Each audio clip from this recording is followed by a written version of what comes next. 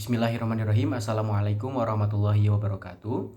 Yang saya hormati Bapak Dr. Tubagus Khairu Nugraha SSM Hum selaku dosen pengampu mata kuliah Maharatul Qiraah Fasli, serta yang saya banggakan teman-teman seperjuangan.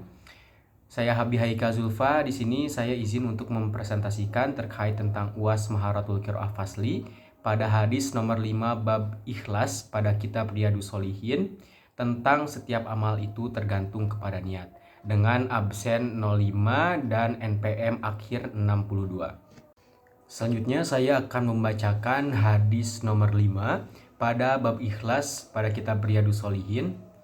An Abi Yazid radhiyallahu anhum qala kana Abi Yazid akhraja dananiro yatasaddaqu biha fawada'aha inda rajulin fil masjidi faji'tu fa akhadtuha fa ataituhu biha faqala wallahi ma iyyaka aradtu fa khasamtuhu ila Rasulillahi sallallahu alaihi wasallam faqala laka ma nawaita ya Yazid walaka ma akhadta ya Ma'an, Rawahul Bukhari.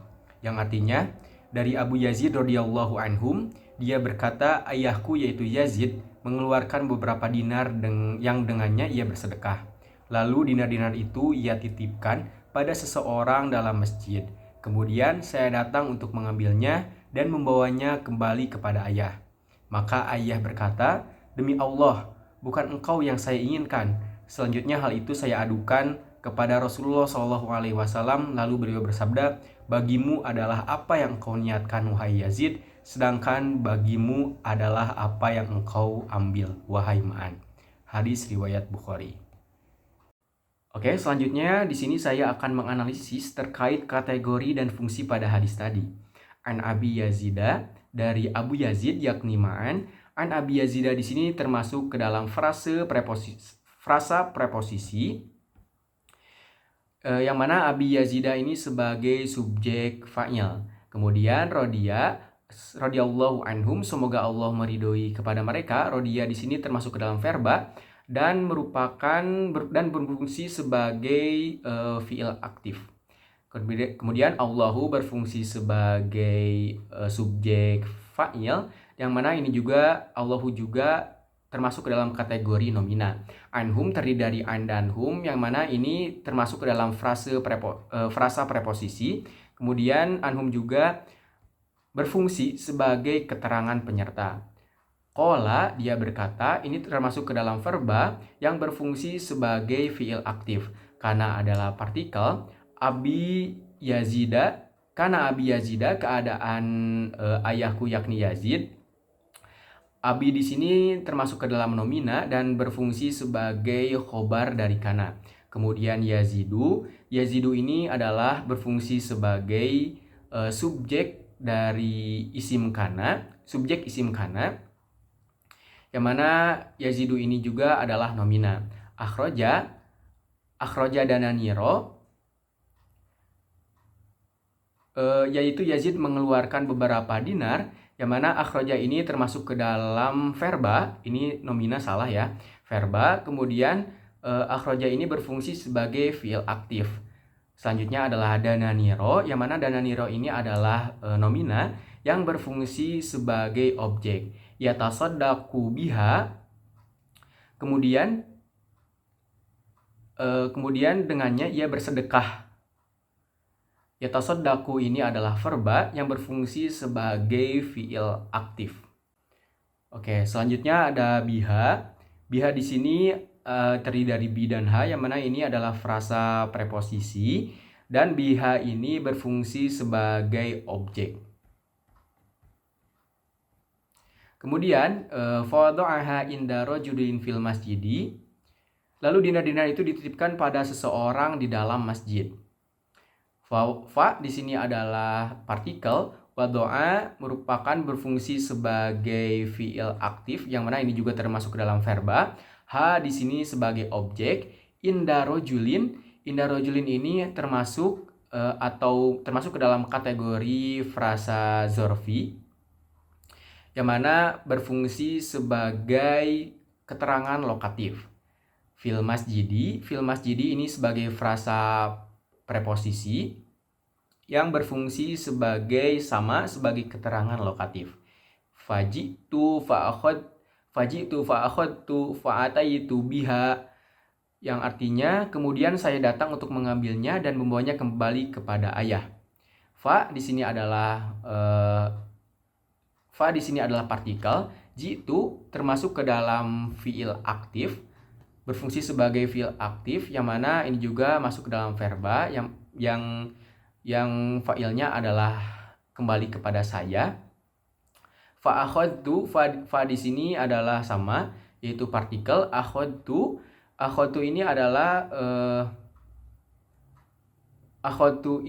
adalah fiil aktif sama verba juga, yang mana tu ini kembali kepada saya fa'ilnya.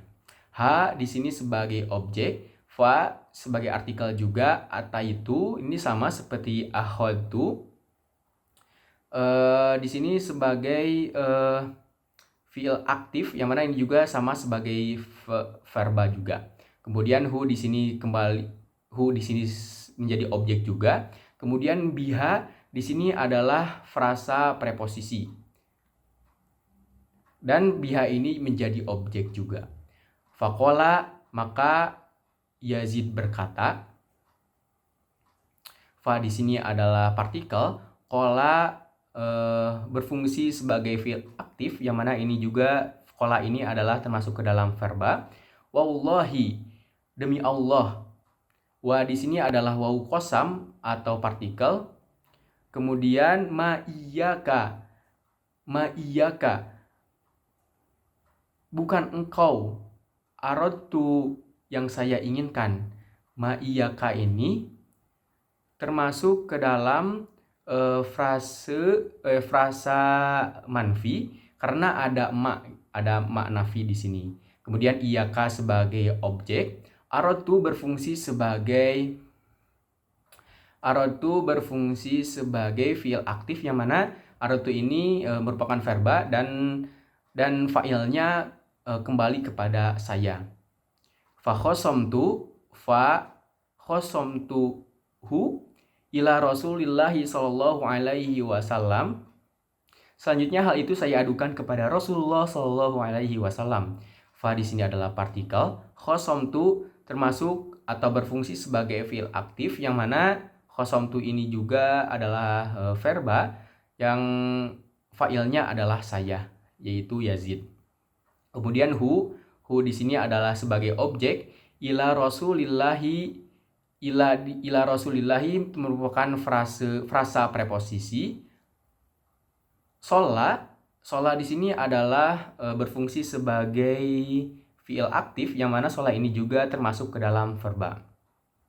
Allahu berfungsi sebagai subjek fa'il. Allahu juga termasuk ke dalam nomina.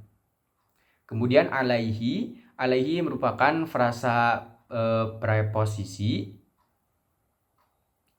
yang alaihi juga sebagai objek.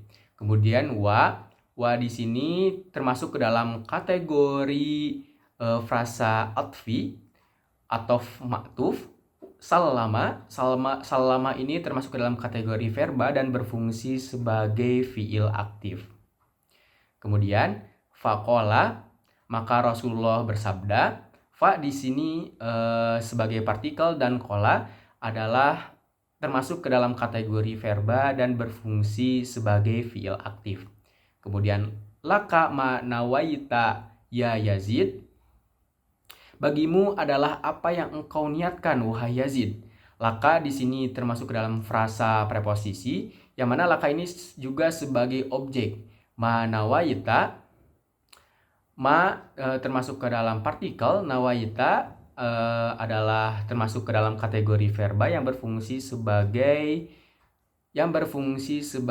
fiil aktif.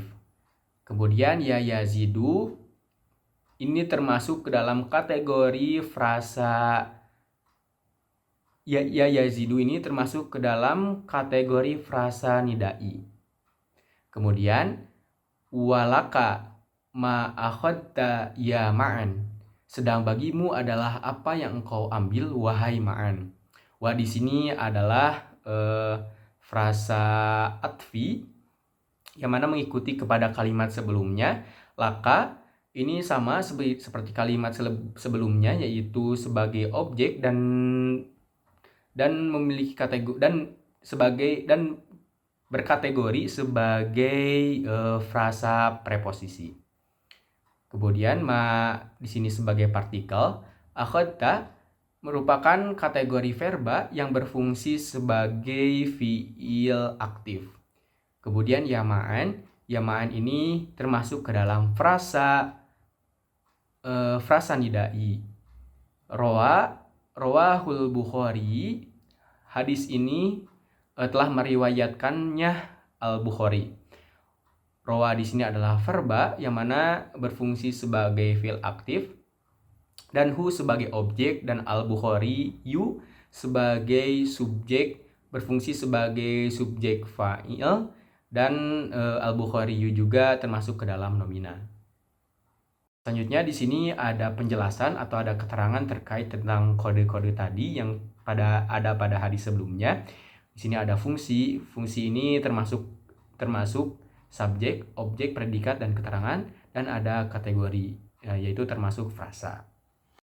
Yang terakhir yaitu ada hikmah pada hadis ini, yaitu hadis nomor 5 pada bab ikhlas di kitab Riyadhus Shalihin ini menjelaskan bahwa amal itu tergantung kepada niatnya. Ini dicontohkan oleh sang ayah yaitu Yazid tetap mendapatkan pahala sedekah sesuai yang ia niatkan. Meskipun sedekahnya itu tidak sampai kepada orang yang ia tuju, namun sampai kepada anaknya. Kemudian seseorang boleh memberikan sedekah kepada anak baik melalui perantara maupun secara langsung. Hukumnya boleh membagikan sedekah dengan diwakilkan kepada orang lain, misal agar terhindar dari riya. Maka sedekah yang bisa dititipkan kepada pengurus masjid atau pihak-pihak penyuruh sedekah lainnya untuk disalurkan kepada yang membutuhkan. Selanjutnya diperbolehkan untuk menginformasikan atau menceritakan nikmat yang telah diberikan oleh Allah Subhanahu wa taala. Hal ini ditunjukkan oleh Ma'an, yaitu anaknya Yazid, yang langsung menceritakan dinar yang ia dapatkan kepada ayahnya.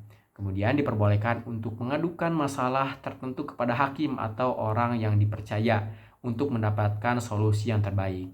Meskipun ini masalah antara anak dan ayah, tapi hal ini bukan termasuk durhaka kepada orang tua karena tujuannya ingin mendapatkan solusi atau kepastian hukum. Kemudian bagi orang yang sedekah, dia tetap mendapatkan pahala sedekah meskipun disalurkan kepada orang yang tidak berhak.